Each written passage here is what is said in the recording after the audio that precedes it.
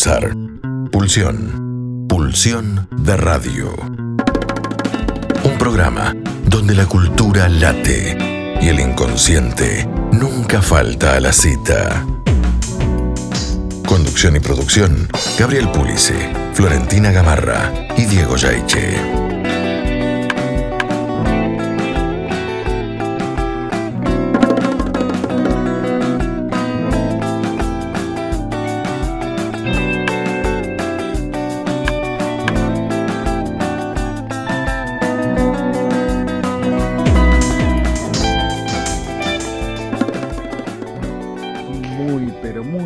Muy buenas noches a nuestra distinguida audiencia. Esto es Pulsión de Radio, quinta temporada, episodio 31. Así es, Pulice. Buenas noches, señora. Muy buenas noches, ¿cómo les va? Y buenas noches, Patricia Gerovisi, ¿desde Filadelfia o Nueva York, Patricia? Esta noche desde Filadelfia. Bueno. Es un gusto estar aquí. Bien, el gusto es nuestro. Patricia, vamos a presentar el programa y después te voy a presentar a vos. Muy bien. Bueno, una muy breve presentación del programa porque hoy vamos a tener algunas de nuestros y nuestras columnistas estrellas. Y vamos a contar con la participación de Daniela Pesclein con, ustedes saben, ¿no?, lo mejor del teatro independiente. Hoy el teatro viene a la radio, después vamos a hacer un avance y vamos a contar también con la participación de nuestros bibliotecarios, los bibliotecarios más bibliotecarios del mundo mundial, Diego Baracat y Carlos Marcos, y y Patricia Gerovisi, que es psicoanalista. Ella lleva adelante su práctica clínica en Estados Unidos. Patricia es argentina, pero desde hace muchos años lleva adelante su práctica clínica allá, en Filadelfia y Nueva York. Patricia, además es doctora en filosofía. ¿Sos, Patricia, también? Sí, doctorado. En realidad mi tesis fue sobre psicoanálisis, así que es... Bien, ahí nos aclaró, es doctora en filosofía con una tesis sobre psicoanálisis. En el año 2020 recibiste un premio muy importante, ¿no? El premio Sigourney, no sé cómo se pronuncia bien, en relación a tu trayectoria clínica, investigadora en comunidades latinas y en relación a problemas de género, ¿no? Fundamentalmente has venido investigando la cuestión trans. Es cofundadora y directora del Grupo Lacaniano de Filadelfia, es profesora asociada del Programa de Estudios Psicoanalíticos de la Universidad de Pensilvania, es miembro honoraria de IPTAR, que es el Instituto de Formación e Investigación Psicoanalítica de la Ciudad de Nueva York, es miembro fundadora de Das Unbehagen, que creo que es de Alemania, ¿no? Patricia.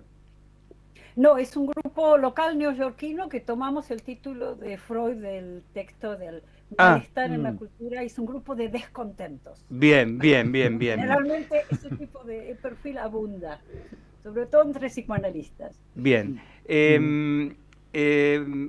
Imparte clases en el Departamento de Filosofía de la New School for Social de Investigación Social de Nueva York.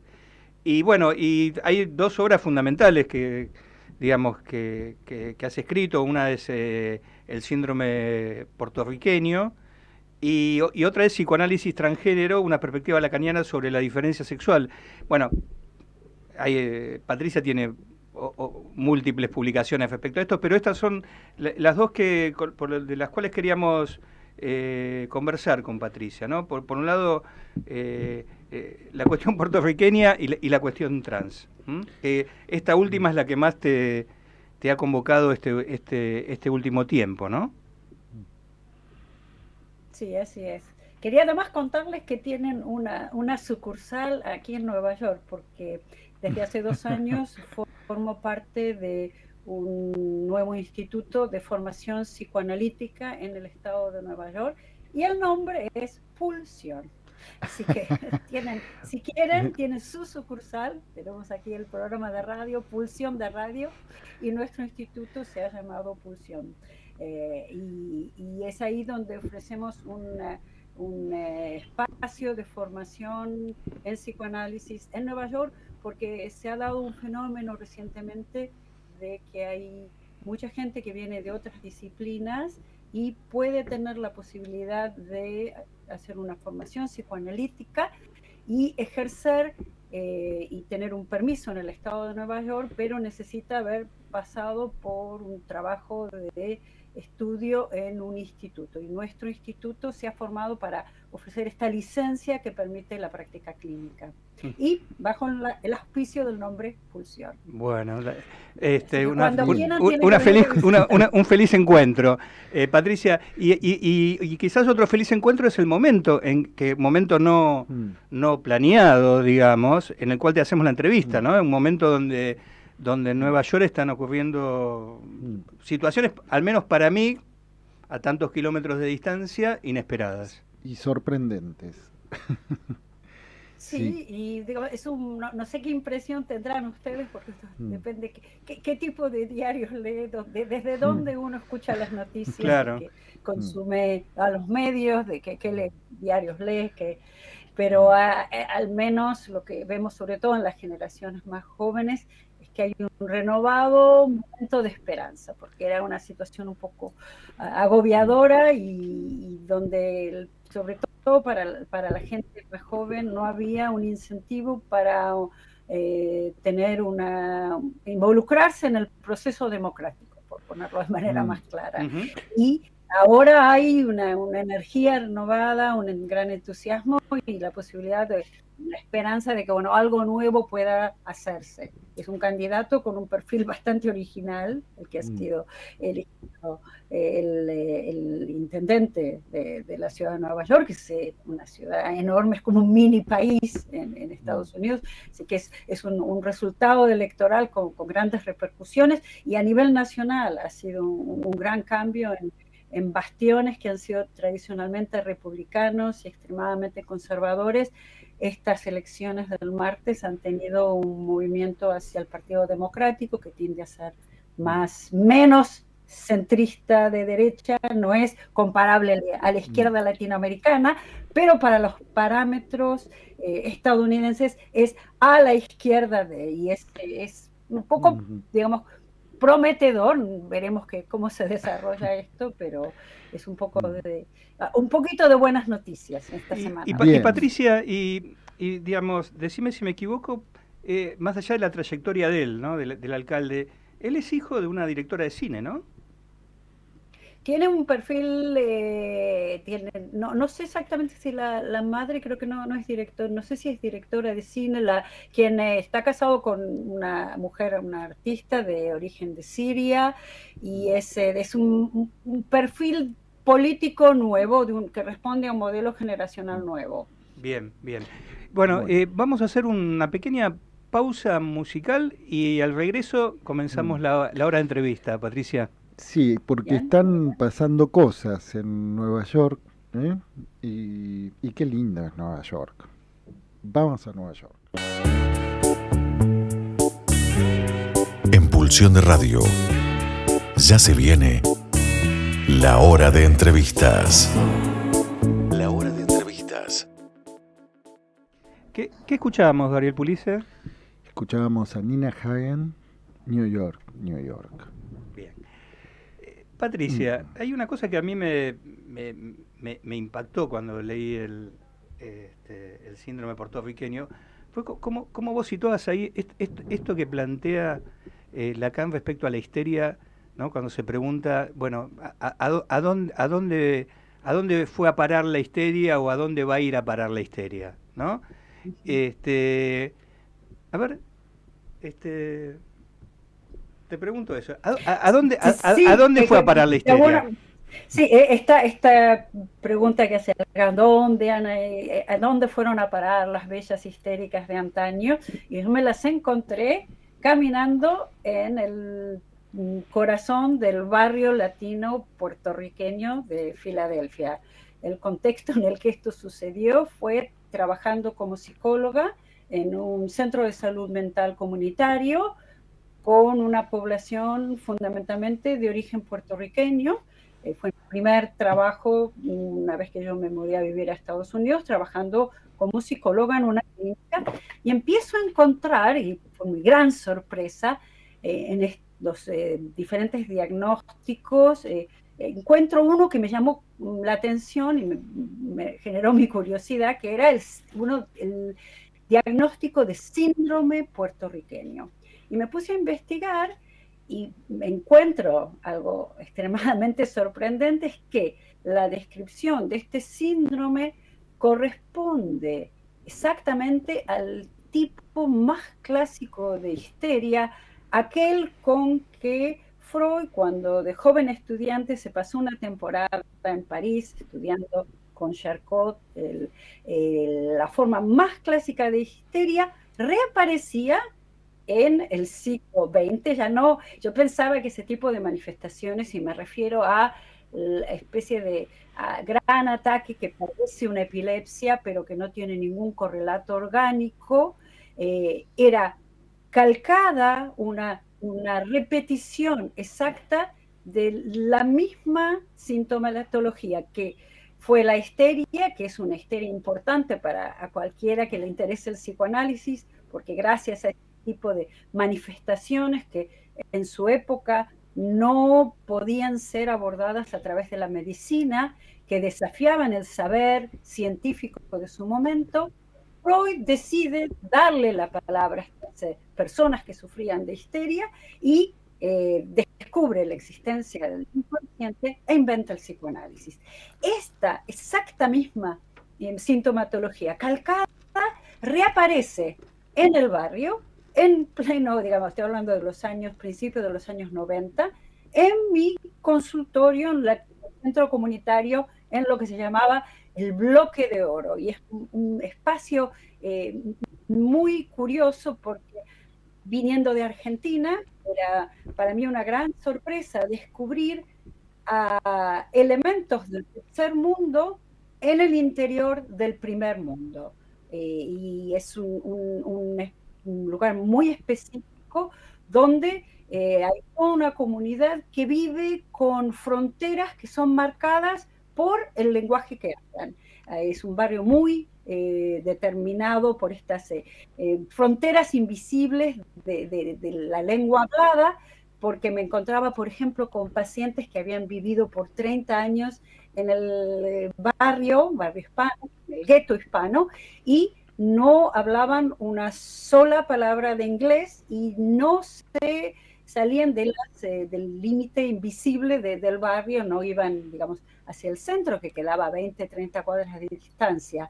Y fue muy interesante descubrir este retorno de algo que yo pensaba que estaba destinado a ser encontrado en polvorientos libros de historia de la psiquiatría, viva en el Bloque de Oro, y insisto con esto del Bloque de Oro para darles una idea de una zona muy devastada, muy marginalizada, de gran pobreza, donde paradojalmente las veredas están pintadas de amarillo con unas curvas en amarillo para, de alguna manera, evocar los sueños de hacerse rico en América, y que uno iba a encontrar las veredas tapizadas en oro. Y Patricia, porque en Lacan, cuando dice, bueno, que él esperaba que la histeria retorne en lo social, sin embargo vos haces como un pequeño desplazamiento, porque vos hablás del barrio, ¿no? O sea, este término que efectivamente es tan amplio, en todo caso podríamos oponerlo, como vos decís, a los libros, ¿no? La histeria no reaparece en los libros, sino en lo social, pero sin embargo vos ubicás el barrio, y en este caso el Bloque de Oro. A ver, porque me parece que este deslizamiento es muy importante.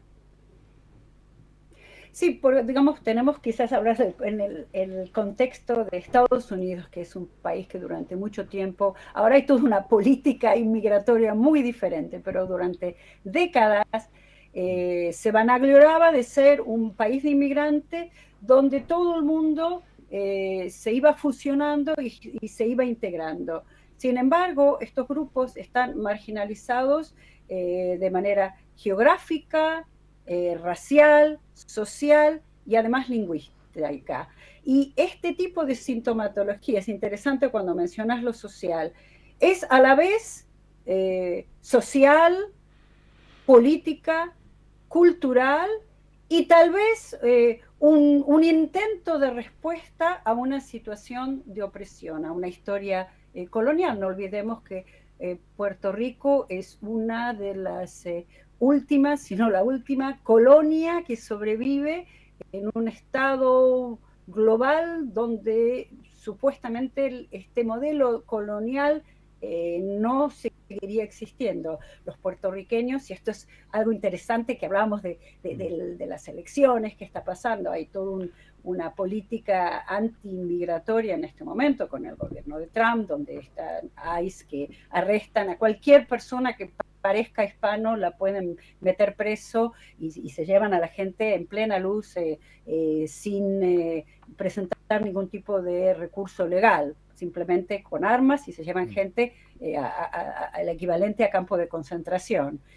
Y hasta ahora Estados Unidos se vanagloriaba de que todo el mundo se integraba y se mezclaba. Sin embargo, el gueto sigue siendo una especie de isla aislada. Nueva York es una isla, pero el gueto es una isla interior, una especie de archipiélago donde no hay intercambio, no hay integración.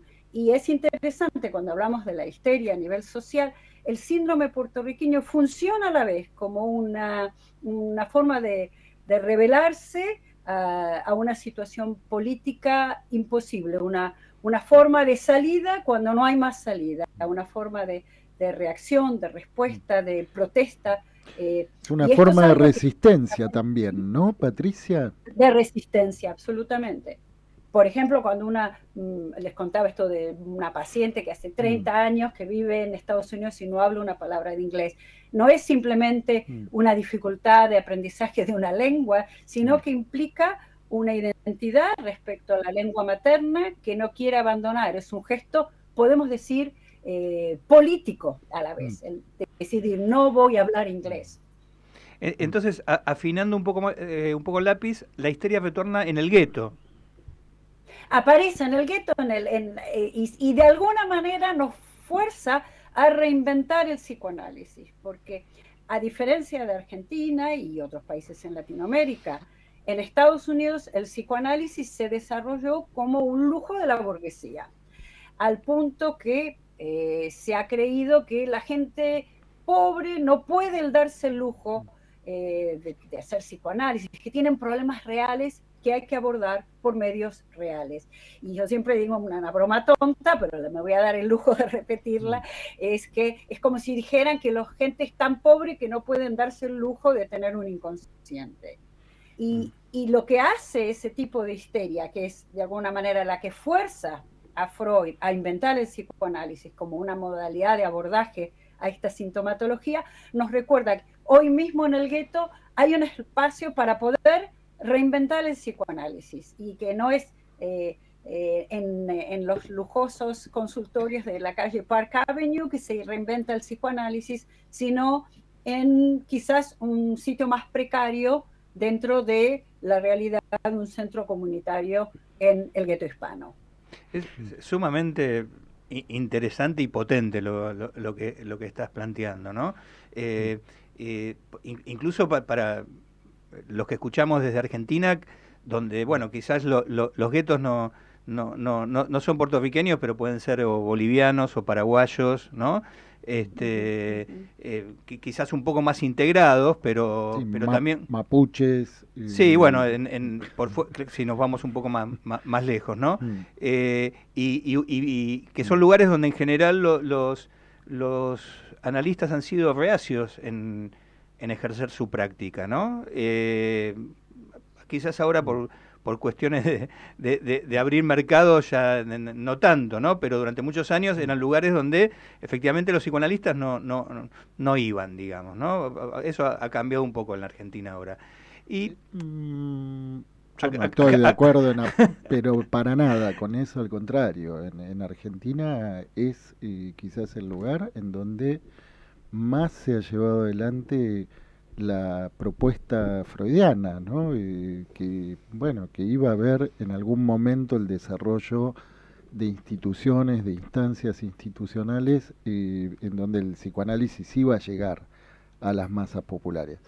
Y en nuestro país, desde los años 40, el psicoanálisis está en las instituciones públicas y se atienden sí, por ahí me refería a toda la población. Sí, digamos, como alguien que hace 25 años que trabaja en el conurbano de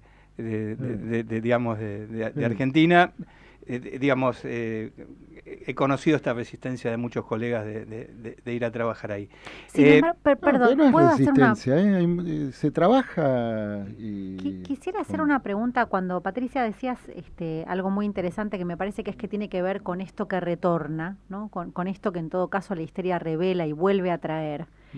Pensaba en esto de desde dónde y qué es lo que retorna y de qué modo, ¿no? Porque, digamos, en este punto, este efecto cuestionador y que hace repensar en todo caso a la práctica del psicoanálisis, también es como si introdujera algo del orden de lo que existe, ¿no? Como si se tratara de una repetición, pero que no es en el orden en el que podemos pensar, digamos, un retorno de esas formaciones del inconsciente, podríamos decir, sino que además tiene la impronta, me parece, que de traer algo que efectivamente muestra el agujereamiento de un discurso, ¿no? Desde la misma posibilidad de reinvención, quiero decir. Sobre eso te quería preguntar, ¿cómo pensás vos este retorno? ¿En qué sentido lo planteabas? Que me parece que es una línea interesante para que nos cuentes.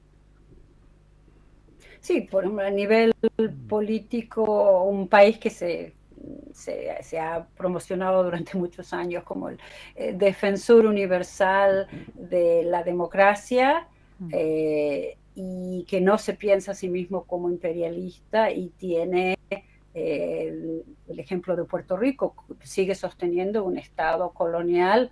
Puerto Rico es dependiente de los Estados Unidos en un Estado colonial, y los habitantes de Puerto Rico tienen ciudadanía estadounidense, pero están en una posición, podríamos decir, de ciudadanos de segunda, es decir, que un puertorriqueño que vive en Puerto Rico no puede votar por presidente de los Estados Unidos, puede votar si está en ese momento en el territorio del continente, si está acá en Estados Unidos, puede elegir la figura líder del país. Es decir, que hay algo en cuanto a cómo Estados Unidos se ve a sí mismo y la situación de Puerto Rico como el retorno de ese pasado colonial y del otro. Interesante esta diferencia que se dio en la conversación.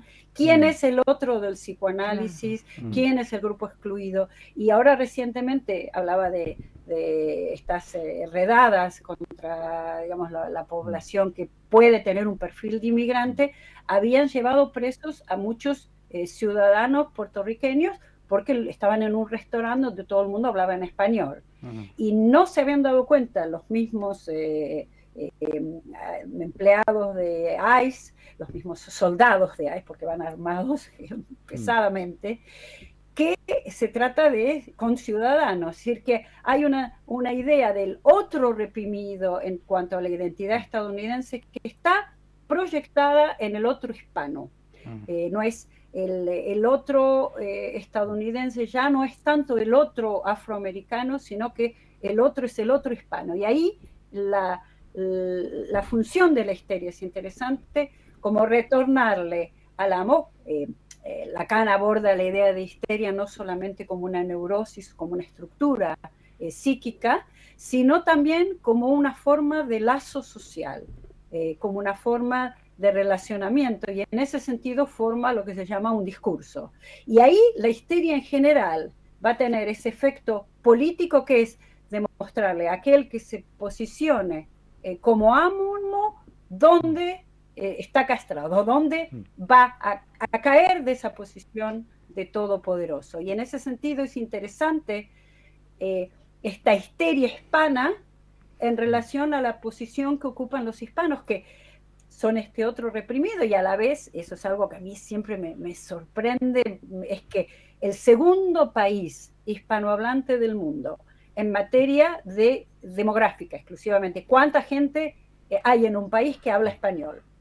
Después de México son los Estados Unidos. Hay más hispanohablantes viviendo aquí en Estados Unidos que en Argentina, que en España, que en Colombia. Y cualquier presidente, por ejemplo, cuando hace una campaña electoral, se va a dirigir a la población hablando en español.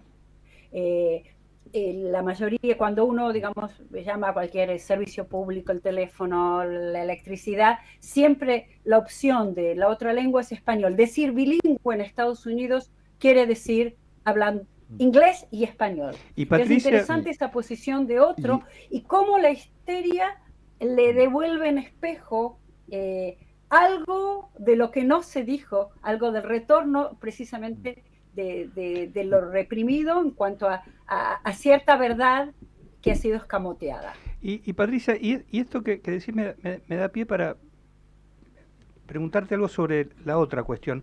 ¿Y se podría pensar que lo trans, que es esto que por lo menos por lo que hemos hablado es un tema que te tiene bastante tomada en los últimos años, ¿no? Se podría pensar que, de la misma manera que lo hispano es el otro, ¿no? Digamos, del norteamericano, lo trans podría plantearse como y utilizo no inocentemente el término neutro, lo otro del psicoanálisis. No sé si lo otro del psicoanálisis, pero lo otro de algo que el psicoanálisis revela como artificial. Freud hizo una observación que creo que sigue vigente, la hizo hace más de 100 años, que es que cuando vemos una persona por la calle, hacemos una especulación y inmediatamente decidimos hombre o mujer. Y lo hacemos con total certeza y en materia de segundos. ¿Por qué necesitamos hacer esa determinación? Hay algo en cuanto a cómo existimos en el mundo, cómo declaramos una identidad que siempre está asociada a un género, sea porque elegimos un género, femenino, masculino, o rechazamos ese binario. De todas maneras, esta identidad asociada a un género es una forma de afirmar un lugar en el mundo, una manera de ser en el mundo, una manera de existir. Les daba el ejemplo hace un minuto de los puertorriqueños, que de alguna manera el hecho de que un puertorriqueño sea a la vez un ciudadano estadounidense, pero que habla español, que cuando le pregunten ¿cuál es tu país? Van a decir Puerto Rico. ¿Cuál es tu raza? Van a decir puertorriqueño.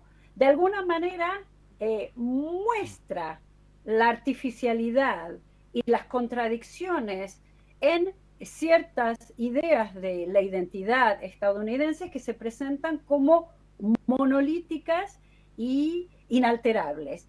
La experiencia trans hace exactamente lo mismo, que eso es una pregunta que me sigo haciendo y me gustaría ver quizás ustedes, teniendo la perspectiva de verlo a la distancia, quizás lo vean con más claridad. ¿Por qué razón? Inmediatamente el día que Trump sube al gobierno, pasa un decreto que existen solo dos sexos, masculino y femenino. Fin de la historia. ¿Por qué un presidente necesita... Fin de la histeria también, ¿no?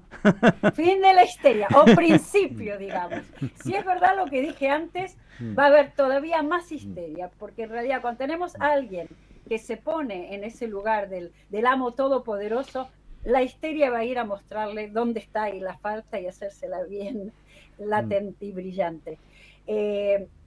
Patente y brillante. En cuanto a la idea de que por qué la necesidad de dos sexos, la experiencia trans de alguna manera cuestiona la idea de que alguien haya podido atravesar esta supuesta determinación biológica que es inamovible y pueda de pronto, ahí voy a citar al filósofo Levinas, que dice que define a la ética como el encuentro entre dos rostros y habla de cierta distancia infinita entre un rostro y otro cuando reconocemos a un otro por la calle, por ejemplo. En una persona trans, esa distancia infinita entre un rostro y otro la pasó una misma persona, atravesó esa distancia enorme. De alguna manera, la experiencia trans cuestiona, de hecho, cualquier idea de bordes como impasables, como inamovibles, de la misma manera que una persona puertorriqueña hace cuestionar a un estadounidense, bueno, ¿dónde quedan los bordes? ¿Quién soy? ¿Cómo me defino? Y creo que en ese punto hay una coincidencia a lo que decías, a la experiencia trans y a la posición de los hispanos como denunciando ciertas, cuando habla de una verdad escamoteada, ciertas mentiras sobre las cuales se va armando una cierta ideología identitaria. Bueno, si les parece, Patricia, vamos a hacer una pausa musical muy breve y a la vuelta, bueno, quedan algunas preguntas en el Seguimos tintero. Conversando. Enseguida estamos de vuelta contigo. Bien, estamos en el aire. Estábamos escuchando a Leonard Cohen, Everybody Knows. Bueno. Bien, volvemos a la experiencia trans, que, bueno, me imagino que no es inocente que hables de experiencia, ¿no? Sobre todo quizás para sacarle algún tufillo psicopatológico que a veces, digamos, bordeo la cuestión trans, ¿no? Sí, ahí ha habido, que es una triste historia del psicoanálisis, de patologizar cualquier expresión no normativa, sea de género, de sexualidad, y en el caso de la población trans ha sido bastante triste y hasta vergonzoso la posición que ha tomado históricamente el psicoanálisis. Sin embargo, haciendo investigación para el libro que escribí sobre psicoanálisis transgénero, encontré, para mi gran sorpresa, que en el origen de los albores del pensamiento de Freud, lo que es ahora el discurso LGBT y el psicoanálisis colaboraron muchísimo, y encontré con gran alegría la figura de Magnus Hirschfeld, que fue un activista LGBT en Berlín y que colaboró mucho con Freud, publicó muchos textos de Freud porque tenía muchísimas publicaciones de las cuales él se ocupaba. Hirschfeld es una figura enorme, ha publicado más de 2000 artículos y era además un activista que se paseaba por las calles de Berlín, a veces vestido de mujer, a veces vestido de hombre, y para Freud, y eso está en la correspondencia de Freud, era muy importante contar en los principios del psicoanálisis con una figura como Hirschfeld, que fue importantísimo en la historia del transgenerismo, la historia del movimiento LGBT, y colaboraron muy cercanamente al punto que Hirschfeld fue uno de los cofundadores de una de las primeras asociaciones psicoanalíticas del mundo en el año 1906, la Sociedad Psicoanalítica de Berlín, y fue invitado a uno de los simposios, las primeras reuniones internacionales del psicoanálisis, y Freud lo recibe como la autoridad berlinesa en homosexualidad. Después Jung no le gustaba la idea de que fuera tan abierto respecto a su homosexualidad y se termina alejando del psicoanálisis Hirschfeld. Pero esta colaboración me parece importante porque implica un diálogo y además una conexión entre lo que han sido los desarrollos del discurso trans, de la teorización trans y el psicoanálisis, que no es una coincidencia que trabajaran en conjunto, sino que hay una relación fundacional. Y de la misma manera de que hay un pasado trans en el psicoanálisis, también hay un pasado que es un pasado de integración, que otra de las grandes alegrías, recuerdo, en relación a los estudios históricos, de entre la Primera Guerra Mundial y la Segunda Guerra Mundial, durante ese periodo de tiempo, Elizabeth Danto documenta que hubo toda una red de clínicas apoyadas por Freud, en relación, que me parece que se hizo alusión a ese discurso que hace en Budapest en el año 1918, donde Freud dice: algún día, de la misma manera que todo el mundo ahora tiene acceso a la cirugía y al cuidado que le ofrece la medicina, habrá un día en que todo el que necesite psicoanálisis pueda accederlo. Y dice: algún día llegaremos a esa sociedad más justa. Y eso se puso en práctica inmediatamente. Esto era antes del fin de la Primera Guerra Mundial, viendo la devastación psíquica que producía una situación de guerra mundial. Empieza a haber una red de clínicas gratuitas que funcionan como centros de servicio y a la vez como centros de formación clínica. Y ese espíritu freudiano creo que es el que es importante no olvidar, y que aparece, creo que en Latinoamérica quedó menos olvidado, no está tan generalizado como hubiese querido Freud, cuando decía: bueno, todo el mundo tendrá acceso a cirugía o a la cura para la tuberculosis y tendrá acceso al psicoanálisis. Sin embargo, lo que sucedió en Estados Unidos, y que fue una especie de perversión estadounidense, que fue un cálculo sórdido, eran la mayoría de los psicoanalistas que fueron parte de ese movimiento tan activamente politizado, cuando llegan exiliados antes de, digamos, los albores de la Segunda Guerra Mundial, llegan como refugiados políticos escapando del nazismo, deciden transformar al psicoanálisis en una subespecialidad médica. Y de alguna manera hay un cálculo económico sórdido y triste en relación a lo que fue el futuro del psicoanálisis en Estados Unidos, que era hacer tanto dinero como un cirujano plástico. Y yo siempre hago el chiste tonto, que es: uno no puede ir a hacerse Botox 5 veces a la semana, tendría la cara tan paralizada que no podría ni abrir la boca para comer, pero puede hacer psicoanálisis 5 veces por semana durante 30 o 40 años. Y ese era el modelo, que un psicoanalista tenía que hacer tanta plata como un cirujano plástico. Eso, hablamos del cambio en Nueva York, está cambiando. Hay un gran movimiento en Estados Unidos que a mí me alegra enormemente, que es una nueva generación de psicoanalistas que justamente se interesan en la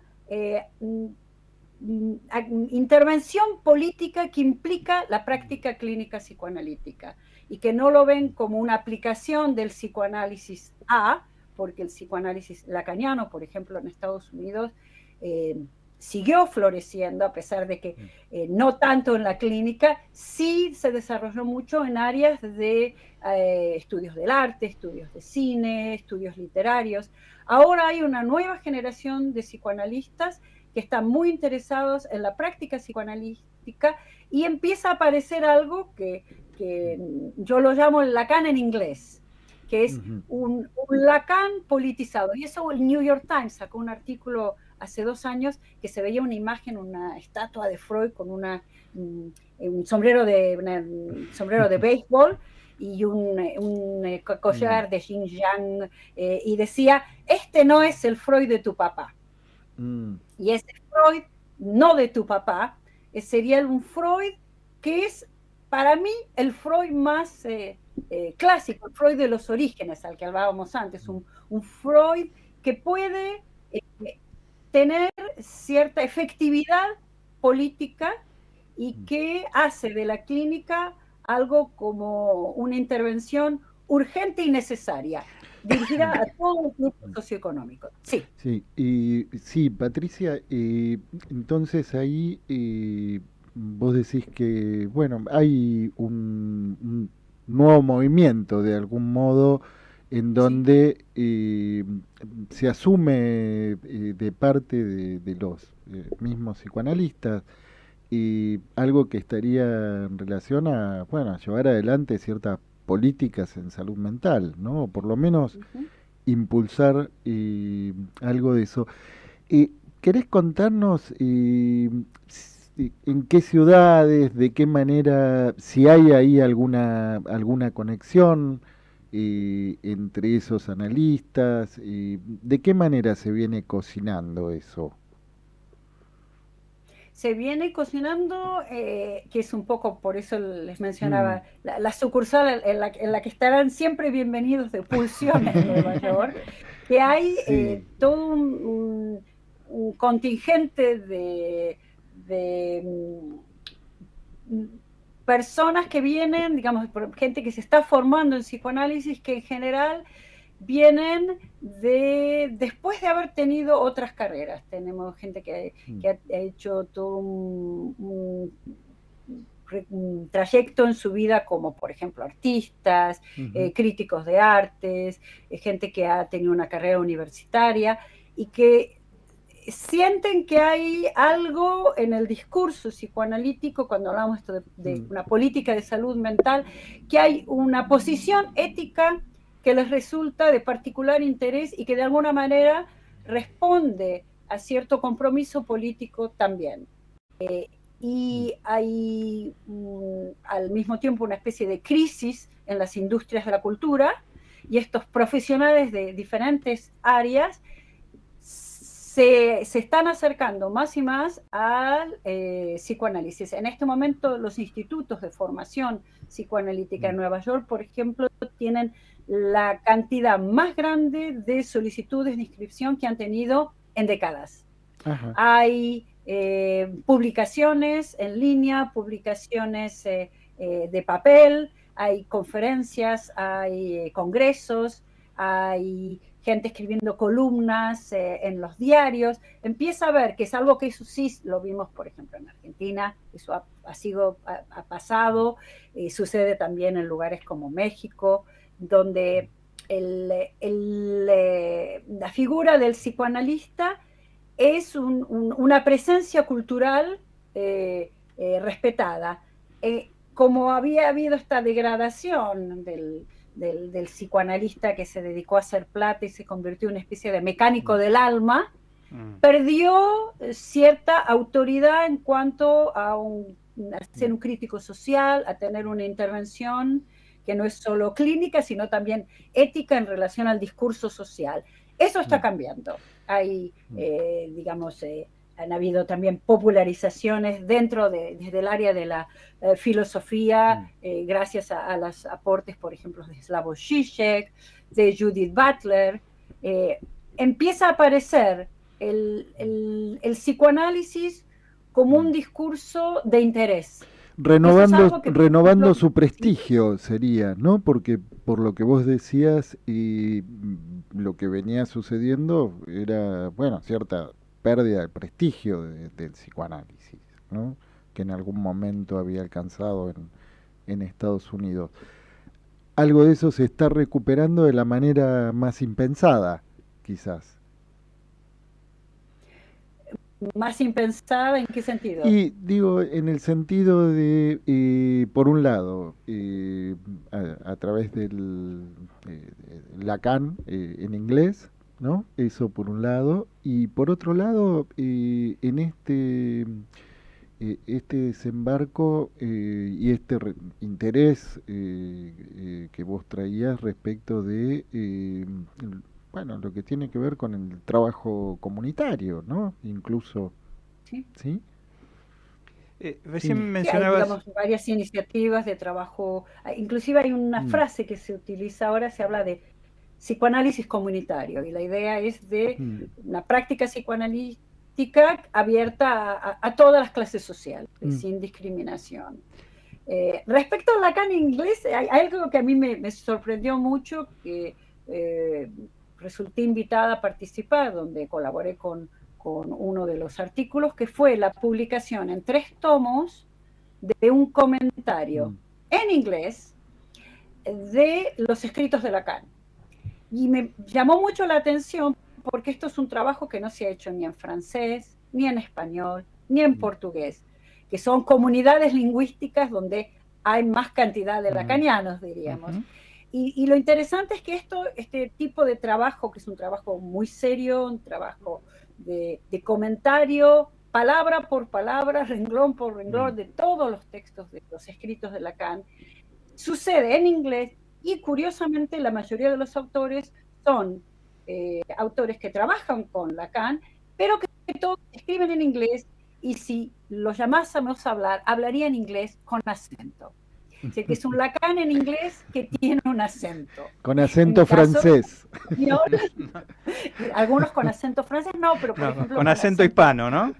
Eslovenia, acento de Eslovenia, o acento italiano, algunos sí, por supuesto, acento francés, pero no necesariamente. Hay distintos grupos. La escuela de Eslovenia, de la cual Slavoj Žižek forma parte, ha producido pensadores muy interesantes como Alenka Šupanqui, Madeleine Dolar, y es una comunidad de trabajo y de expansión de la teoría lacaniana a otras áreas. Y es interesante que en Estados Unidos, que no es por ejemplo el caso de Eslovenia, en este momento la vertiente del psicoanálisis se orienta hacia la clínica. Por ejemplo, cuando yo me mudé a Estados Unidos en el año 89, hace varias vidas atrás, no había tantos lacanianos haciendo clínica. En este momento no solo hay una mayor cantidad de gente que se dedica a la práctica del psicoanálisis, que se define al psicoanálisis como una práctica clínica, que tiene un efecto político también, que implica un posicionamiento ético también, pero fundamentalmente centrado en la clínica y no como una aplicación a otros campos. Nos queda poco tiempo, pero te quiero hacer una preguntita más, porque vos mencionaste a Judith Butler, ¿no? Sí. Y justamente yo estaba recordando que en Cuerpos que Importan, justamente hay un capítulo donde ella describe una performance que es habitual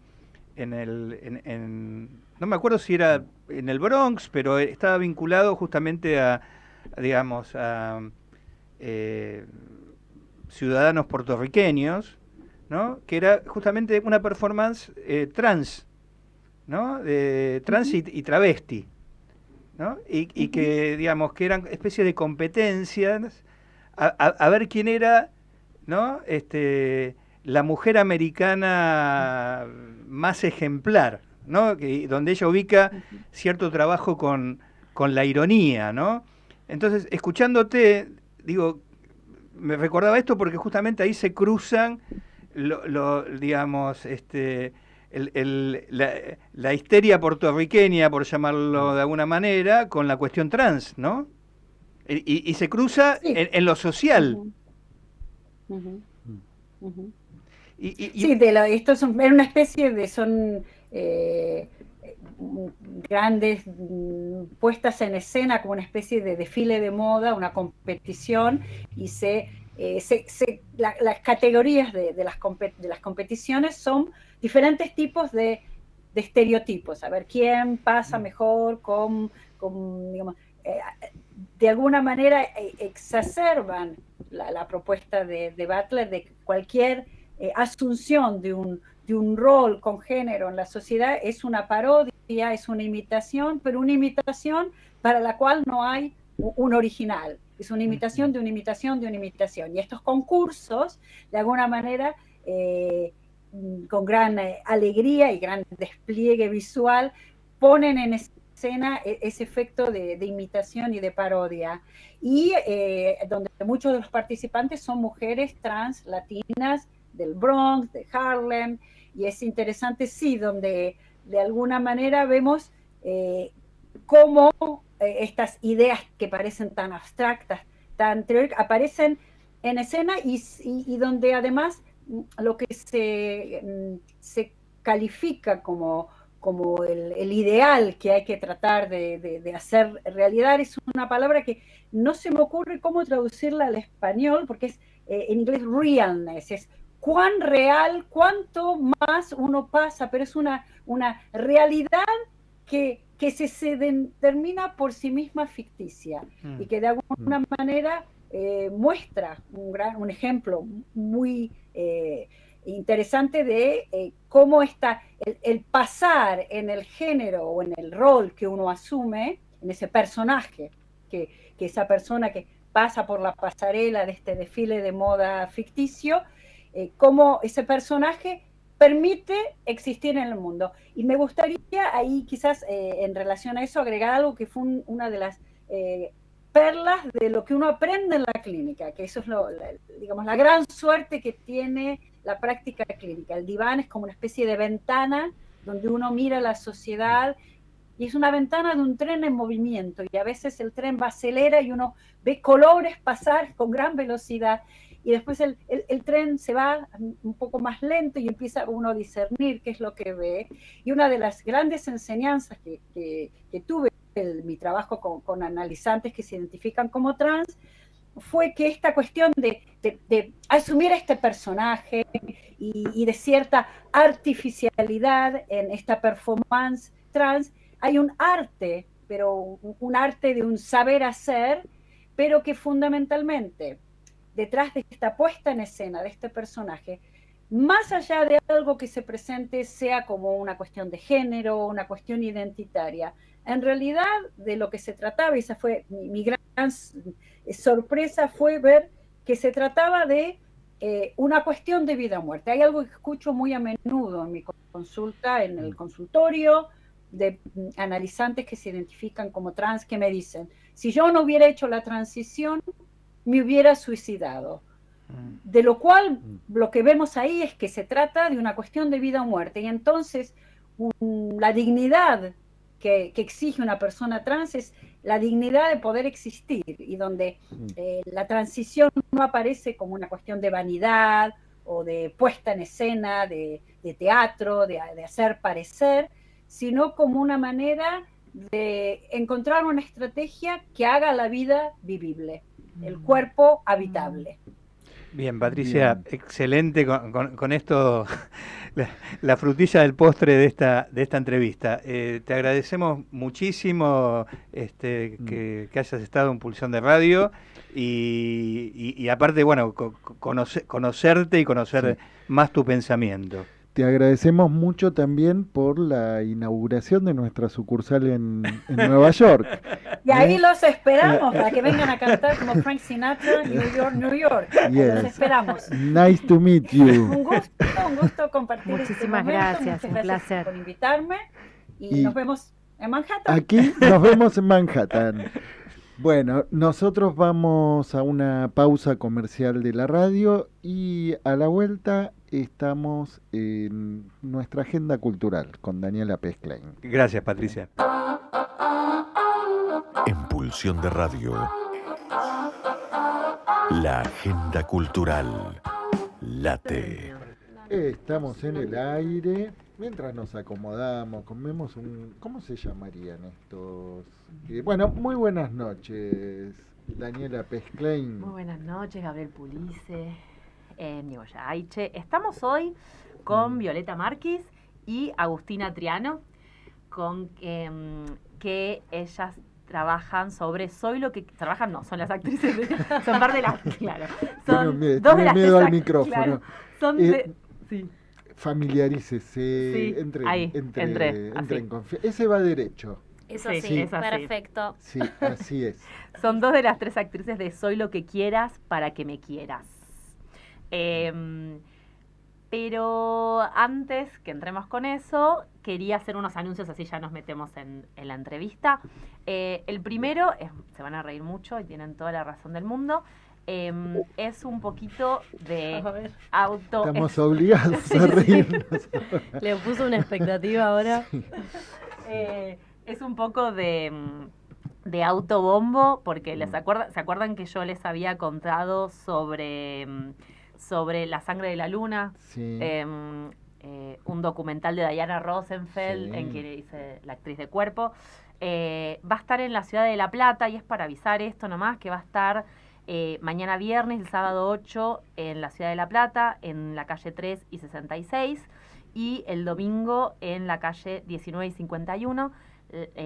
Tienen más información en el Instagram de la directora, que es Diana Rosenfeld, y es @Diana Rosenfeld. ¿Usted va a estar allí también? No voy a estar allí. Ah. O sea, voy a estar allí en la imagen, película. en imagen.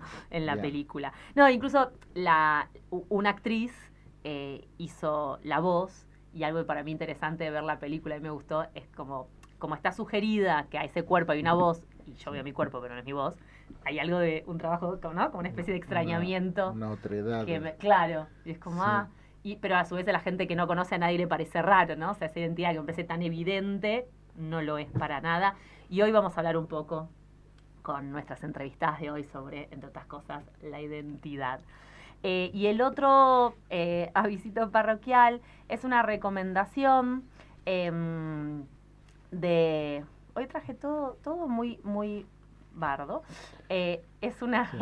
Sí, estuvo en un bar, ¿no? En realidad estuve acá afuera y tenía todo organizado hasta que me puse a charlar con los libreros, básicamente. Vamos a escuchar el audio de Gustavo, uno de los actores de La lógica de la culpa, de Corina Fiorillo. ¿Podemos escucharlo?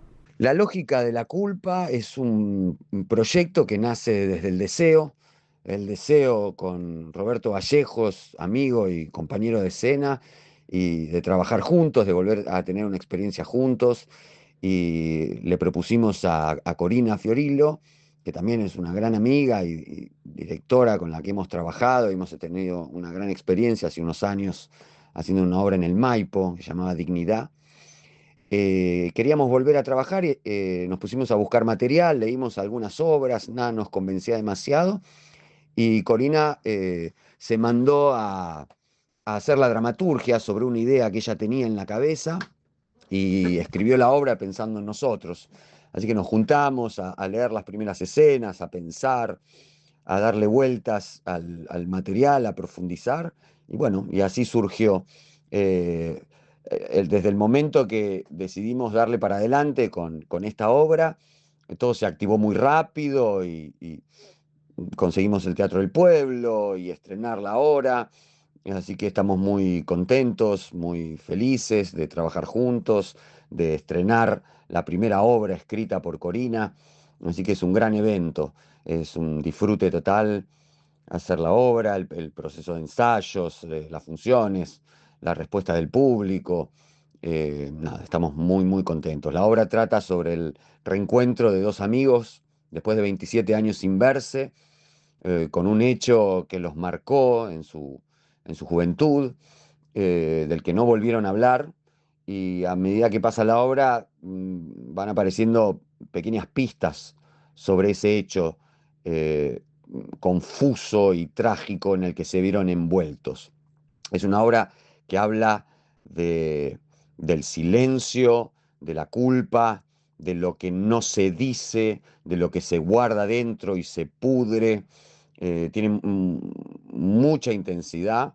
Es un duelo actoral para nosotros, donde estamos todo el tiempo en escena, llenos de traumas y conflictos. Es muy satisfactorio compartirlo con el público, y es muy satisfactorio que el público se quede pensando, sacando sus propias conclusiones. Así que bueno, para nosotros es realmente una fiesta. Estamos los sábados a las 17 horas en el Teatro del Pueblo, La lógica de la culpa, escrita y dirigida por Corina Fiorillo, con Roberto Vallejos y quien les habla. Así que los esperamos con muchísimas ganas.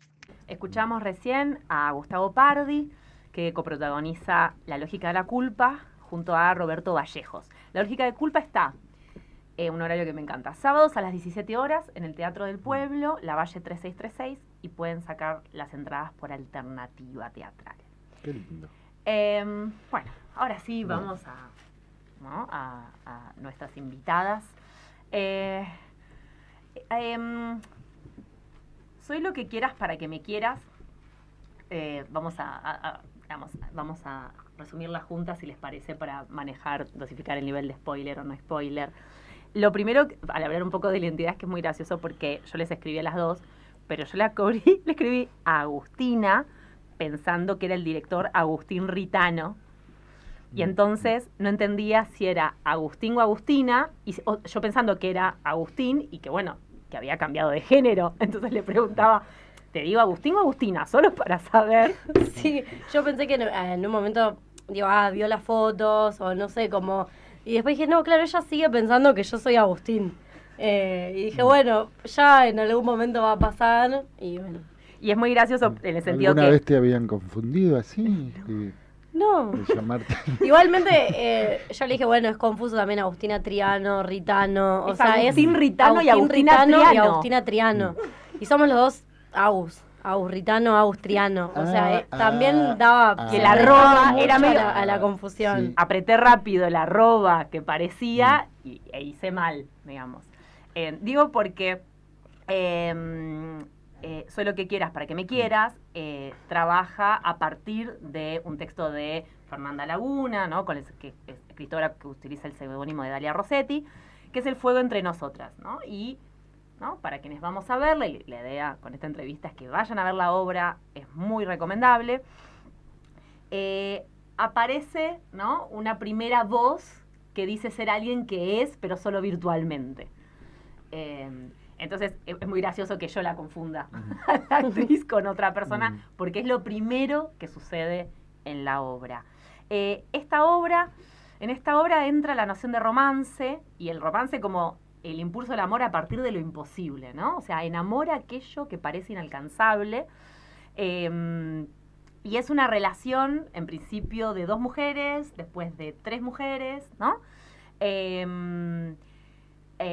Esas mujeres, ¿no? Hay una desigualdad social, vamos a decir, que es lo que hace que venga el culebrón, que aparezca la novela, ¿no? Es culebrón. Yo lo diría así, por favor, corríjanme cuando quieran, por favor, de verdad, ¿eh? Me encanta lo de culebrón. No sé si lo había pensado así, pero está bueno. Por pensar que está este lugar del amor imposible, todos estos roles, pero hay un corrimiento que al ser de mujeres deja resignificar el lugar de Luisa Culioc, que estaba con quién era. Todas esas famosas duplas de décadas atrás que siguen estando, pero con son Arnaldo lejanos. André. Arnaldo André, con ese lugar, claro. Él mostrando el pecho peludo de otra época, ¿no? Que esto, hay algo del mismo mecanismo. Con las Port, claro, con la Port. Todos tenemos muchos recuerdos y nos reímos de eso. Darín ha pasado por esos lugares también. Y en esta hora hay más ingredientes, porque como si no fuera poco, además de esta mujer ricachona y estas otras mujeres, ¿no? Esta mujer ricachona es objeto de deseo para otras mujeres. Esta mujer ricachona tiene una carrera incipiente, una pretensión de ser curadora de arte, entonces aparece además del amor, de este romance de telenovela, aparece un lugar de la crítica, que para una crítica al arte contemporáneo, pero ya vamos de a poco. ¿Quién es la ricachona? No, esta no son las pobres, me traje las pobres. Sí, no está aquí presente. Nuestra Señora no vino. No. Bien. Más o menos, ¿está bien resumir así la obra? Sí, está muy bien, es una muy linda lectura, la verdad. Sí, creo que también cuando empezamos a investigar un poco el material aparecía un poco esta cuestión de que comentás como de las voces claramente, y como de los como 3 planos, le decíamos nosotros, de deseo de ella, cómo se muestra virtualmente para seducirla con toda esta fantasía y este personaje que ella arma. Después, cómo es ella en la intimidad de los blogs y lo que cuenta para con su otra audiencia. Y después, claramente, el vínculo con la patrona. Y después, más avanzada la historia, cuando se conoce con la otra empleada, con Dalia. Se llama Dalia, ¿no? Con Dalia. No me acuerdo tu personaje. Valeria. Dalia. Esta es la otra. Esta es la otra, la tercera en discordia, la que aparece ahí a poner todo más picante, a poner ¿no? todo más picante, como a tensionar, claro, tal cual. Sí, está buenísimo como la lectura que hiciste, y me parece que eso también es lo que le da dinamismo a la obra también, y lo que hace tan llevadero y que tenga tanto ritmo, y que haya sido un desafío. Personalmente para mí fue como un desafío esto de, ir y venir entre estos 3 roles de una misma, y qué desea cada una de ellas, digamos, o cómo transmite el deseo, que es el mismo, en estos 3 como, sí, roles, por así decirlo. La dramaturgia la hace Violeta Márquez, que está Sí. aquí. Yo busqué como en 3 librerías, no busqué en todas, pasa que tengo un cupón de regalo de mi cumple, y ninguna tenía el libro y lo quería conseguir leer. Quería verle un poco cómo lo habían empezado a trabajar, porque en principio Fernanda escribe narrativa y con autoras muy famosas pasa esto. No toda buena novela narrativa, aunque uno tenga ganas, fácilmente tiene sentido en escena, ¿no? Sí, no, la novela es increíble, la recomiendo un montón. La novela se llama El fuego entre nosotras, y para adaptarla, en realidad lo hice como en una carrera de dramaturgia que hice en la EMAD, que es la Escuela Metropolitana de Arte Dramática, y había una consigna que era hacer una adaptación.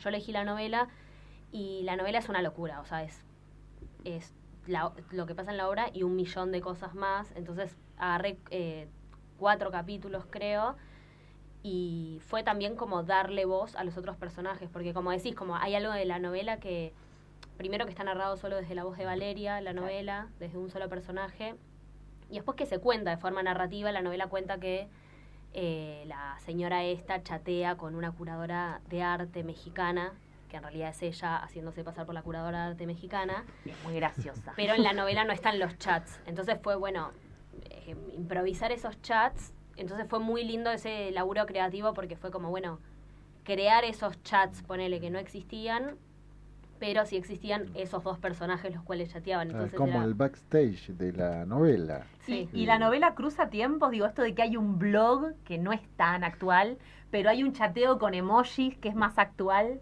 ¿La novela cruza un poco esos tiempos? ¿O fue un trabajo no, la novela es más época Facebook. Ah, claro. Y el blog fue porque hay algo de, como ella tiene tantos monólogos, el personaje como los metí dentro de que, ella escribe en un blog de empleadas que se llama blogspot.empleadasbuenasymalas.cgt.org, y ella ahí le habla a sus amigas y les cuenta sus cosas. Y está bueno esto que decías vos del juego de poder, porque claro, la señora rica y artista supuestamente es como tiene poder sobre ellas, pero a su vez ella la seduce por Facebook, la hace llevarla a decir cosas o a lugares como que ella o animarse quiere, o animarse a ciertas cosas. Entonces como que está todo el tiempo ese juego de poder de, no sé quién tiene el poder entonces. Y hay algo de eso que lo vuelve como medio picante. Y la novela también es mucho más atrevida que la obra.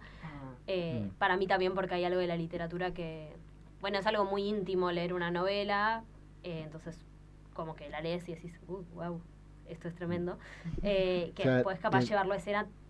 No se animaron a tanto. No nos animamos a tanto. No, le bajamos puede un ser poco. La segunda temporada. Sí. Pues me queda... Parte 2. Pasan cosas igual, pero como que, lo llevamos a un lugar como un poco más otro color. Posible de ser. Sí, que hecho aparezca teatro. algo del Apto para todo público. Aparece, es para las vacaciones de invierno, para que vayan los pibes. Del tironeo vincular, quiero decir, no sé cómo lo imaginaron, pero si de verdad empezaran a tener sexo en la mitad, cortaría un poco todos esos tironeos y movimientos que hace sentir esa comedia de enredos, ¿no? Entran por acá, salen por acá, ¿no? Como que el sexo aplastaría un poco eso. Sí, que justamente la tensión se mantiene por eso, porque si no es como, o sea, ¿de dónde sostenes? Como que hay algo también de eso que es lo que vuelve interesante, o decir, ¿qué pasa? ¿Cuáles son los obstáculos para que esto suceda? Es como, no sé. No sé, me parece que habría que probarlo. Pero bueno, sí, siguiendo con la...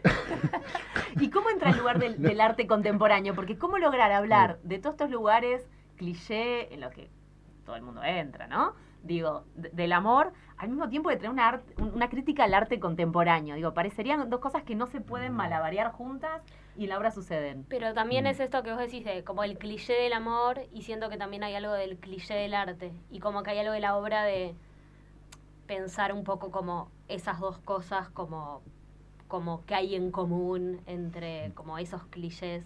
Entonces, como eso, hay muchos momentos de reírnos del arte, que también nosotras mismas hacemos, o sea, digo, no desde un lugar de, digo, quiénes somos para... Sí, no arrogancia, digamos. Sí, no es de la soberbia. ¿Y esto está digamos, en la obra literaria o es algo que aparece más en la adaptación, esta crítica al arte?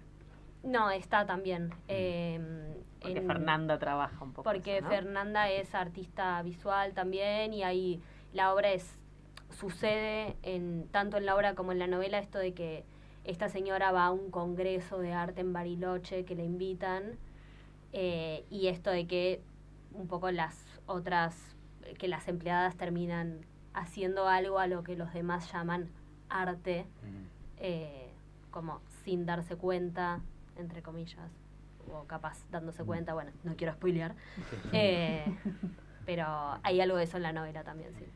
En ese sentido es muy interesante el tono cómico y traigo acá 2 producciones audiovisuales que, bueno, espero que alguien las haya visto porque si me voy a quedar hablando sola, que traen esta idea de la mirada del arte.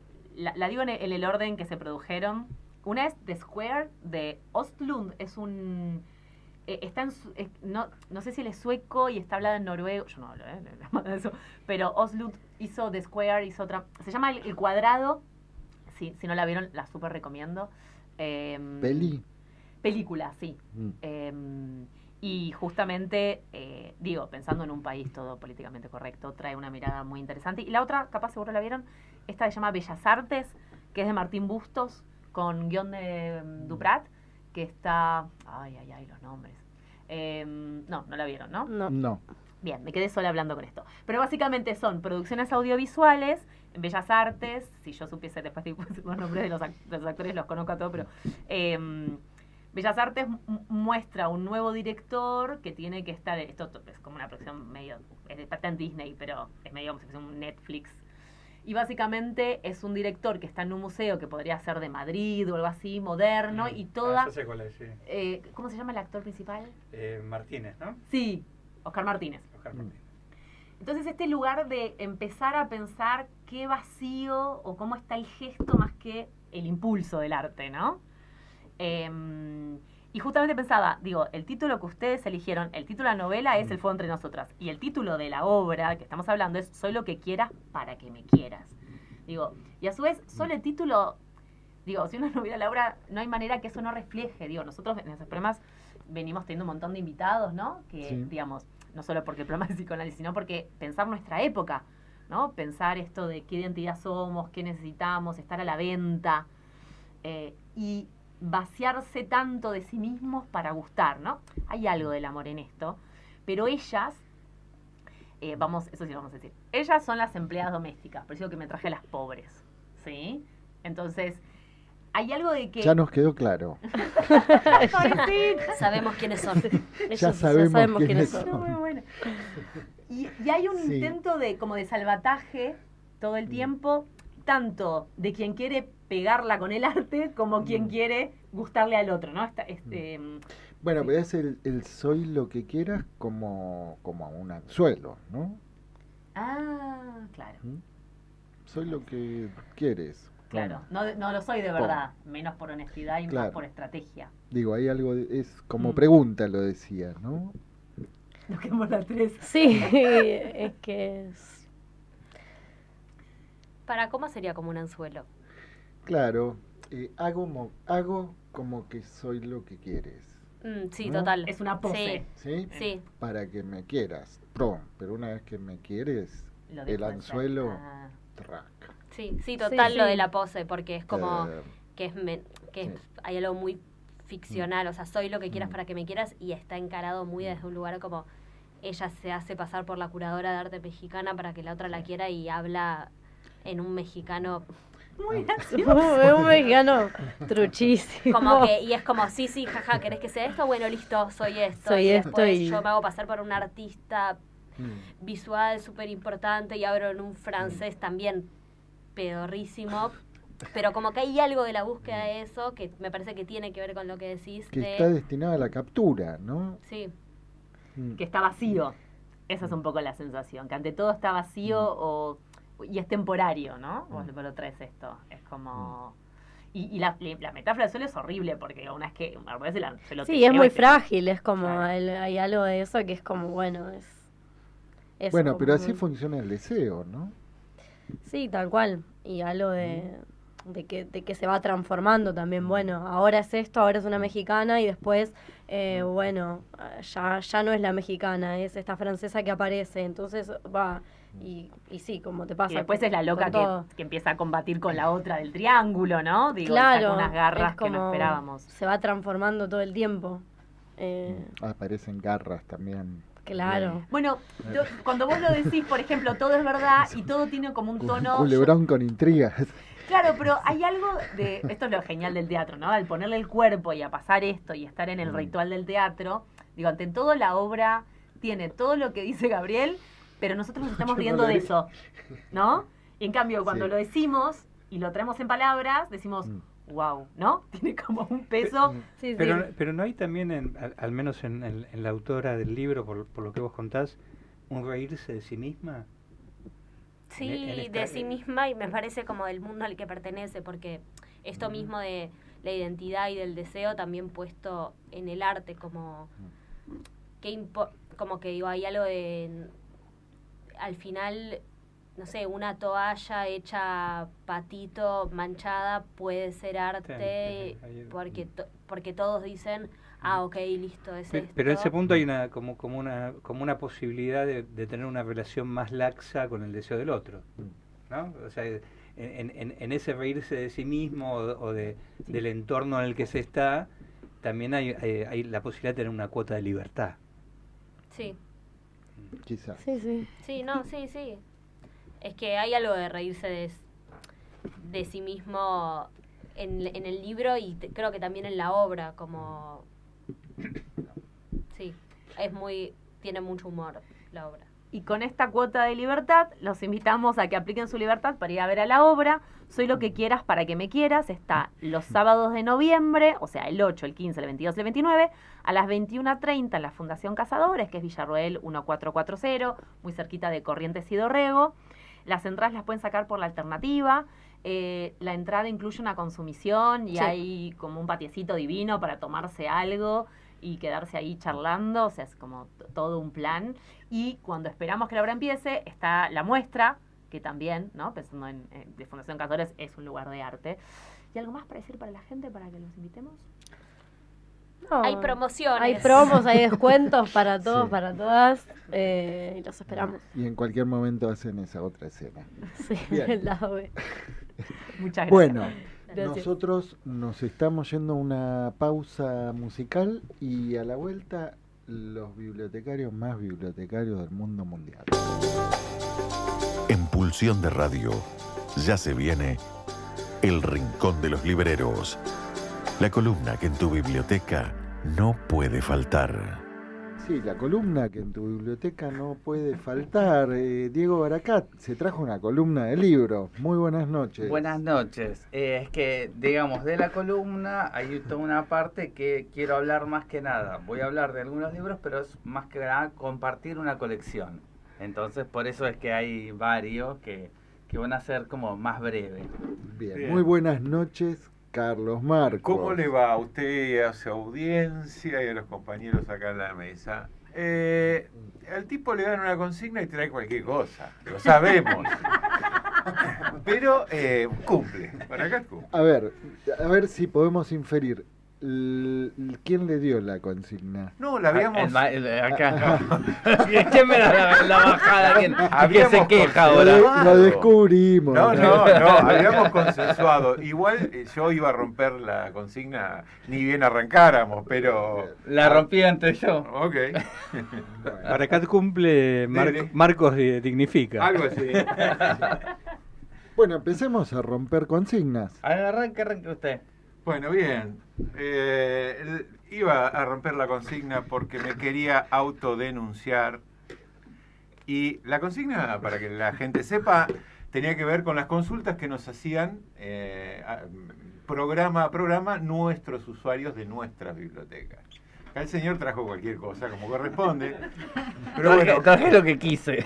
exacto. Pero mi autodenuncia es que para poder presentar este libro es que tuve que robar un libro de la biblioteca personal de otro bibliotecario. Ajá. Por lo tanto, no se debe a una consulta de un usuario estrictamente, pero bueno, se trata de un libro muy interesante de una psicoanalista argentina llamada La India Gamarra. La India Gamarra. La India Gamarra. Wow. Y el libro es Lacan, lector de Oriente, Escrituras del Vacío, que puede verse ahí. Que nunca lo presentamos acá. Yo creo que no de esta manera. Esperen, ahora que me A das el ver. pie, rapidito, quiero avisar Sí. que, como nosotros hicimos un sorteo, ¿se acuerdan Sí. la última vez? Le vamos a mandar un saludo a Candela Agüero, Sí, ya la que nos saludamos. escucha. Bueno, sí. ella se ha ganado el sorteo que hemos hecho de la edición ampliada, reciente edición ampliada de la Candela. Muy bien, Candela de Balcarce. La Candela La Candela, Agüero. exactamente. La Candela Agüero Que le den la candela. de Trelew. No. De Trelew, sí. De Trelew. Pensé que era de Balcarce. Mirá. La Candela de Trelew. Bueno, se ha presentado muchas veces este libro y de hecho viene una nueva edición. ¿Sí? La India Gamarra sale por los barrios. Pero quería decir lo siguiente, por eso lo robé, para comentarles algunas cositas que me parecieron interesantes del libro. ¿Qué pasó? Nada. Él fue el hurtado. Él fue el hurtado, exactamente. Se lo tomé prestado. El Mora Hurtado. Exactamente. Un saludo para Gustavo Hurtado, de paso, que es un colega y muy querido también. ¿Tienen algún Bien. otro hurtado por saludar? No. Ok, bien. Pero Bueno, vaya al grano. Sí, no me dejan, Diego, ¿viste cómo es esto? Bueno, la cuestión con este libro, ustedes ya lo conocen, y yo no lo había leído, realmente por eso te lo pedí, por eso no me lo trajiste, y tuve que robarlo. Una de las primeras cosas que uno nota es que es una tesis, pero no lo es, ha dejado de serlo. La escritura que la India Gamarra logró con el libro es lograr cambiar la posición del escrito. ¿Sí? Una tesis normalmente está puesta en posición de ser evaluado. Esto ha pasado a ser un libro más allá de la tesis. Uno puede agarrar una tesis y meterla dentro de un libro y ya está, pero hay todo un trabajo realmente muy interesante ahí. Ahora, para los psicoanalistas de la mesa y para los que nos escuchan, el libro no lo escribió porque el papá le regaló un kimono rojo a los 5 años. ese cuento nos quiso exactamente, vender, nos quiere. Yo estoy de acuerdo. Exacto. Pero lo que es muy interesante, que ella se ha dedicado a buscar las marcas dentro de la obra de Lacan como lector de Oriente, recopiló las más obvias y las menos obvias y las más raras de las marcas que Lacan tiene dentro de su obra, y el concepto de vacío, por supuesto, y el valor de la escritura en la experiencia analítica, pero lo mezcló con sus propias marcas. Lo digo en chiste, lo de la India Gamarra, y lo digo en chiste, lo del kimono de los 5 años, pero es muy interesante lo que en general los autores nos escatiman, que son sus propias marcas de por qué escriben un libro. Acá está, lo van a poder encontrar. ¿Sí? Cuánto coraje. Sí. No, Sí, pero me sorprendió muchísimo. Coincido plenamente. Sí, me pareció interesante esas dos cuestiones. Después tiene otras muchas más, pero como para recomendarlo y recomendarlo una vez más. Arriba. Devuelvo. Bueno, está bien, esto va para casa ahora. Ya está, yo creo que a esto no le gana nada, ¿eh? Estoy corriendo con el caballo del comisario. Claro, no, y arrancaste muy arriba. No, yo no lo voy a poder, esta me va a costar, con toda esta pila vamos a tratar de hacer algo, no sé si me va a salir. Yo les voy a traer, esto es un libro, ahí no sé si se ve, ahí se ve mejor. Allá en la cámara. Psicoanálisis de la diferencia, de Alberto Cabral. Este es un libro que acaba de salir por Letra Viva, que salió hace 2 semanas atrás. Alberto Cabral es un psicoanalista de APA, que de tinte de orientación lacaniana, pero que en el libro lo que hace es empieza a hablar de todo lo que son las cuestiones de las disidencias, de las minorías, todo lo que es las diferencias, o toma algunas cosas políticas, Pero a mí lo que me resultaba como muy interesante es las otras lecturas que toma. A ver, es un psicoanalista lacaniano, pero también toma psicoanalistas argentinos, psicoanalistas de argentinos que tienen su origen como kleiniano. Entonces empieza a hacer otra relectura de otros. Por ejemplo, bueno, Willy Baranjay, la teoría del campo, Raquel Sack-de-Goldstein y la identificación. Entonces hace todo un recorrido con un montón de temas y de cruces. Entonces la verdad que termina siendo un psicoanálisis a la diferencia en cuanto a la temática y en cuanto a los esquemas referenciales. Esto me pareció realmente un libro interesante. ¿Nos puede gestionar la participación para la sexta temporada? Sí. Estaba muy... Alberto estaba muy con el tema de la presentación, de terminar el libro y todo eso. Pero sí, tenía ganas de participar en Pulsión de Radio, pero bueno, estaba como desbordado. Bien. Así que bueno, esa es... etapa particular. Claro, bueno, justamente de la diferencia. ¿Sigo? Sí, okay, adelante. Lo que sigue son 2 libros, que en realidad son muchos libros. Es un problema eso, pero... bueno, entonces yo después voy con la colección, ¿no? Ok, ya se va preparando. Totalmente. Hace 2 semanas... Son tal para cual. Hace 2 semanas una usuaria de biblioteca me pregunta por lo siguiente. Hay un artículo de Lacan que se llama La juventud de Gide o La letra y el deseo. ¿Estamos de acuerdo? Está en uno de los tomos descritos, creo que el 2, sino el 1. Por descarte es uno o el otro, es fácil. Bien. El artículo de Lacan está escrito a pedido. Jean Delay trabajaba en el servicio de Saint-Anne. Lacan lo invita a dar una clase y como contrapartida, Jean Delay, que era psiquiatra, pero también le gustaba escribir ficción, le dice, che, yo acabo de publicar una biografía de André Gide, ¿la podrías comentar para una revista literaria que se llama Critique? ¿Sí? Lacan cumple el pedido de Delay y escribe un artículo a lo Lacan. A lo Lacan quiero decir, a lo Lacan exacerbado, poseído por un espíritu pakistaní, arrevesado totalmente y con cierta malicia. ¿Por qué se ríe, Gamarra? Es verdad. Lacan tiene artículos que están escritos, sí, tremendo. Este particularmente es una especie de rompecabezas, pero tiene puntos muy interesantes. Mi usuaria me hace la siguiente pregunta. Quiero leer, para entender mejor el artículo de Lacan, la biografía de Jean Delay, que obviamente no está en castellano, y son 2 tomos como este, o sea, de 700 páginas cada uno. Ya se asustó un poco, pero bien. Qué vida larga.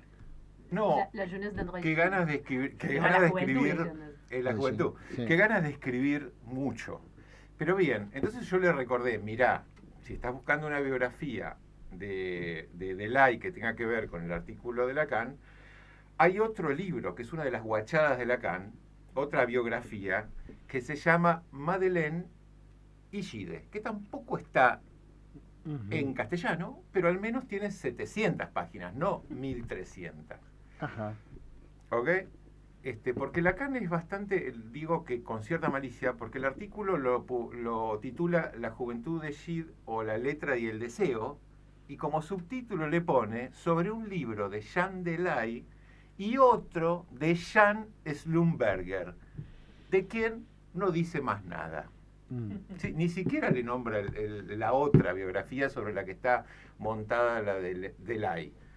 En realidad, el que tiene acceso a los documentos privados de André Gide es Schlumberger, que era con quien fundó la Nouvelle Revue francesa, y era amigo personal, y pudo acceder a las cartas y a los diarios, y etcétera. Y es el que aporta un montón de datos de las relaciones personales. Estas biografías, más que biografías, psicobiografías, que estaban de moda en una época, tratan de explicar la obra y la vida como entremezcladas, que no está mal, pero no está del todo bien. Y la apuesta de Schlumberger... No deja de haber un forzamiento, ¿no? Y sí, demasiado. Pero la apuesta de Schumberger sobre la que está montada la biografía de Delay y sobre la que se monta Lacan es lo siguiente, que es sencillo. Toda la vida y la obra de Gide están entrelazadas a tres mujeres: la madre, la tía y la prima. ¿Sí? Una madre tremenda, presbiteriana y durísima, que lo tiene cagando, ¿sí? Con lo cual él sufre y se pelea y por su condición de homosexual se siente terriblemente reprimido y espantado. Una tía que viene de la misma cuna, la hermana de su madre, pero que enviuda joven y tira la chancleta, ¿sí? Con lo cual su hija, Madeleine, se espanta igual que él y no quiere saber nada con su sexualidad, espantada de su propia madre. Entonces él se termina casando con la prima y bascula entre estas dos mujeres terribles. Las dos biografías y el artículo de Lacan se montan sobre este supuesto y tiene algunas cuestiones sobre escritura, ficción, realidad, clínica, que para mí son bellísimas, pero el espíritu pakistaní la hace bastante compleja y un texto duro. Claro, todo eso con espíritu pakistaní. Exacto. Bien. No está en castellano. En este intercambio de mails con mi usuaria me termina diciendo: quédate tranquilo, conseguí André Gide para principiantes. Ay, qué bueno. No, chicos, no desnotamos en este espacio ninguna lectura, pero para que sepan, André Gide para principiantes son historietitas con muy poco texto que van explicando la vida y la obra de Gide. Bueno, hace poco estuvo aquí en Pulsión de Radio quien participó en el Winnicott para principiantes. Exacto. Pero si no está en castellano, no, en pakistaní está. Robert Ingeloud. ¿Y Pakistán? Pakistán. Robert Ingeloud es el que estuvo, Gaby. Qué India que es Robert usted, Gamarra. ¿Quién? ¿Quién? Robert Ingeloud, no. Daniel Ripesi. Ripesi hizo el texto. Esos libros están muy bien, ojo, pero es un resumen del resumen del resumen. Quiero decir. No venga a criticar nuestros invitados. No, jamás. Yo he leído varios, están bien hechos. Están muy bien en general, pero el de Winnicott particularmente es una delicia. No, a ver, hay uno, el de Klein para principiantes, lo hizo Robert Ingeloud, que es el que hizo el diccionario de kleiniano que sacó Murortu. Es una obra muy sólida esa. Sí. Y el Klein para principiantes es bastante bueno, te diré. Y el Wittgenstein para principiantes también se puede. Después hay que seguir leyendo. Sí. Yo no digo que estén mal, digo, no alentemos las lecturas para principiantes. No, pero digamos, hay que ver de quién. No los lean, no. No, está muy bien. No al facilismo. Yo creo que hay Lacan en 3 minutos no estaría funcionando. No, está muy bien para alguna cosita. Y aparte se quedan sin laburo los bibliotecarios. Así que como influencer, a ver, orden en esta sala. Bueno, yo me apuro acá. Yo traje esta colección, que a ver si se ve ahí también, que eran conocidos por los rayitos estos, la editorial Lumen. Específicamente traje algunos que quería hacer una referencia justamente con estos autores.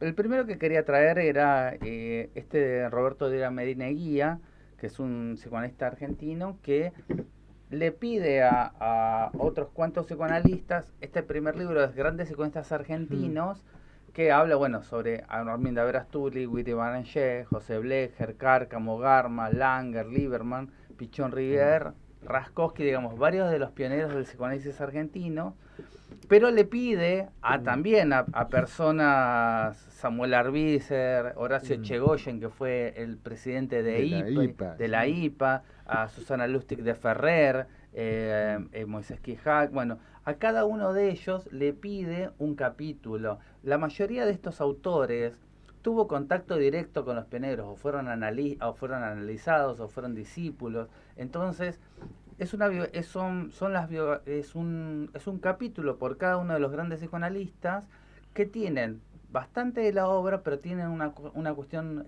afectiva y personal también. Entonces, es una obra que es interesante porque, digamos, no es que alguien escribe de alguien que no conoció, sino alguien que estuvo muy vinculado con cada una de esas personas durante muchos años. O sea, hay un detrás de la cortina también. Hay un detrás de la cortina, a ver, como siempre digo, a ver, siempre en cada obra o en cada libro hay un deseo. Bueno, acá hay un deseo, pero hay un afecto también. Ese es el punto de esto. Bueno, Roberto Doria Medina lo que hizo, bueno, fue elegir, bueno, quienes estuvieron muy cerca y eran representativos de cada uno de esos autores. Por ejemplo, por decir un ejemplo, Arminda Verasturi, que fallece en 1974, Susana Lustig de Ferrer era una gran analista de niños que estuvo muy cercana a ella y que trabajó más de 20 años con ella. Entonces, como discípula. ¿Sí? Como claro. discípula, tiene un valor testimonial. Tiene un valor testimonial y de haber transmitido también la obra de ella o su pensamiento durante muchísimos años. Pero digamos, todos hacían esto. Uno que está acá, el que es el que habla de Pichón Rivière, es Salomón Resnick, que también estuvo y que trabajó con el tema de psicosis. Y bueno, todo lo que él toma de psicosis lo toma de Pichón Rivière. Pero lo que quería contarles y traerles del resto de la colección es que en esta colección particularmente se tomaron y se trajeron al español varios psicoanalistas italianos. Stefano Bolognini, Antonino Ferro y Mauro Mancia. ¿Por qué los quise traer a estos psicoanalistas y esta colección en particular? Son psicoanalistas que tienen una orientación y un tinte de escuela inglesa, pero son todos influidos de una manera muy fuerte por el psicoanálisis argentino. Entonces, ustedes van a ver en los temas, en las cosas que, bueno, Pasajes Secretos, psicoanálisis como Literatura y Terapia de Antonino Ferro, Mauro Mancia, Sentir las Palabras. Mauro Mancia es este libro de Sentir las Palabras, Archivos Sonoros de la Memoria, habla mucho de memoria y de neurociencia. Este es un libro que tiene más de 20 años. Fue un libro, digamos, de los primeros que hablaban sobre psicoanálisis y neurociencia. Este libro no me acuerdo si es del 2002, 2003. Realmente es un libro que fue como muy pronto para su época. Que se anticipa. Se anticipó, ¿no? Fue de los primeros. A lo que se vino. Directamente. Él en este libro une tres cosas: psicoanálisis, memoria y neurociencia. Directamente. Después, Stefano Bolognini fue un psicoanalista específicamente que fue también presidente de la IPA hace alrededor de 15 años. En este libro de Pasajes Secretos, él toma uno de los temas que después lo desarrolla en otro libro que es la empatía psicoanalítica, que también fue desarrollado tiene otro libro que se llama La empatía psicoanalítica. Acá lo empieza a desarrollar, tiene una parte, pero digamos, como habla, es un libro de técnica y habla de lo que es intrasubjetivo. Digamos, no es un psicoanálisis argentino, pero sí está influido por todos ellos. Muchos leen más Antonino Ferro, leen a lo que es a los Beranger y todo el tema del concepto de campo, de encuadre también de Blecher. Digamos, siguen toda esa escuela argentina. Es más, todos los prólogos son de psicoanalistas argentinos. De Antonino Ferro particularmente. Antonino Ferro es un psicoanalista de niños que tiene varios libros escritos también en Biblioteca Nueva. En este toma psicoanálisis como literatura y terapia. Digamos, es una colección que tiene por lo menos 6 libros más de todos psicoanalistas italianos con temas realmente variados. Bueno, no sé si... Bien. 5 minutos, Carlos. No, entonces vamos rápido. Todo tuyo. Yo ya... Esta es una consulta anterior a la que acabo de decir de Andrés Gide, pero la traje porque estábamos en la línea de las psicografías. Y es una de las psicografías más extrañas de Freud y William Bullitt, el presidente Thomas Woodrow Wilson, el presidente número 28 por 2 mandatos en Estados Unidos. Digo que es un libro raro y a la Argentina llegó de una manera bastante extraña, después de decir por qué. Pero este presidente Wilson, del cual Freud acepta hacer... Era una época donde estaban muy de moda las biografías, sobre todo en Inglaterra, y Freud acepta tomar los papeles y las notas personales de William Bullitt, que trabajó como embajador del presidente Wilson, y escribir algo así como una psicografía. ¿Sí? Esto que hablábamos antes de recorrer la vida, la obra y en este caso las enfermedades extrañas del presidente Wilson y cada una de sus locuras paranormales. Digo que es un libro raro porque no fue incluido en obras completas porque fue publicado póstumamente, pero muchos criticaron la participación de Freud y dicen que hay muy poco texto con el estilo del viejo, que mayoritariamente fue escrito por Bullitt, y Freud, en agradecimiento, les digo por qué, colaboró en lo que pudo. Ya era un hombre mayor, el Don Freud, y estaba terminando de escribir sus últimas obras. Cuando Freud sale de Alemania perseguido por los nazis y medio bancado por la princesa Marie Bonaparte, quien hace la parte política para sacarlo de Alemania es Bullitt. Era un político que había estado en la embajada de Rusia, en la embajada de Francia, y tenía los contactos necesarios. La princesa tenía la guita y él los contactos. En la estación de tren en Francia, cuando llega Freud, está el sobrino, la princesa y por supuesto Bullitt esperándolo, que había sido paciente de Freud, fanático de la obra, y como agradecimiento, yo creo, un poco, algunos lo señalan así, próloga la obra, le hace algunos retoques, etcétera, etcétera, etcétera. No le podía decir que no. Obvio. Y a la princesa le traduce Topsy, también un agradecimiento por haberla sacado de Alemania.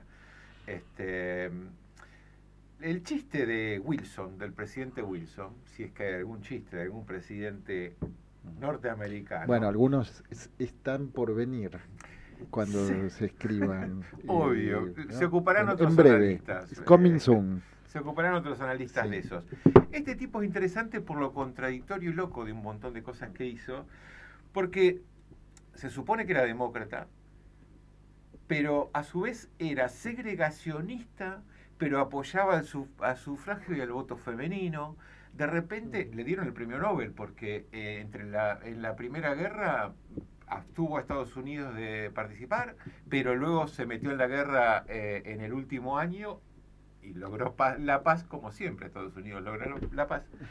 Y en el camino, llevando 1,5 millones de soldados, fue el que esparció la pandemia anterior con la gripe española, mal llamada española. Mandó 1,5 millones de yanquis, pasando por toda Europa, la esparció y la trajo a América. O sea, la anterior pandemia es gracias a este buen muchacho. Y también podríamos agregar que es uno de los responsables de la Segunda Guerra Mundial, porque el armisticio que digamos que fue el principal negociador, produjo las condiciones para la Segunda Guerra Mundial, ¿no? Exacto.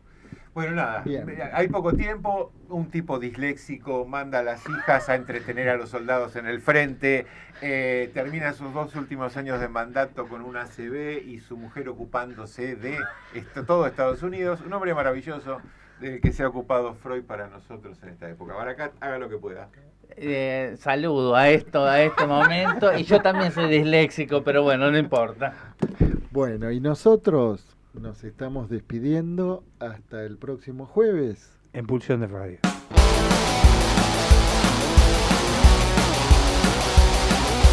Pulsión. Pulsión de Radio. Un programa donde la cultura late y el inconsciente nunca falta a la cita.